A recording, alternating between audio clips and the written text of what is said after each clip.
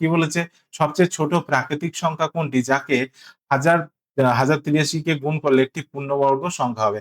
তাহলে কি তোমরা এখানে প্রত্যেকটা সংখ্যা গুণ করে দেখবে যে স্কয়ার নাম্বার হচ্ছে কিনা?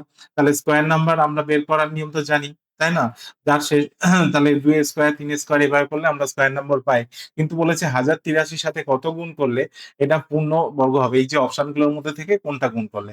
তাহলে কি করবে দেখো, আমরা 1083 কে তো ৩ দিয়ে কাটতে পারি কি দেখি? অবশ্যই কাটতে পারবো। তাহলে ৩ দিয়ে যদি কাটি কত হবে? ৩ দিয়ে কাটলে হবে ইনটু দাও। এটা হবে ৩ ৩ এ ৯, ১ ৩ ৬ ১৮ আর ৩ একে ৩।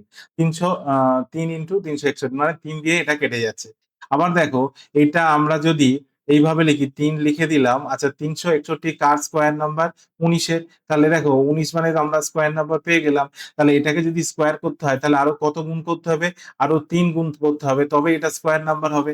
তাহলে আমাদের অ্যান্সার কি হয়ে যাবে? অপশন বি হবে তোমাদের সঠিক অ্যান্সার। মানে আরো ৩ যদি আমরা গুণ করি তাহলে এর স্কয়ার নাম্বার আমরা পেয়ে যাবো। তাহলে অ্যান্সার হয়ে যাবে option B is the correct answer. আশা করি বুঝতে পেরেছো।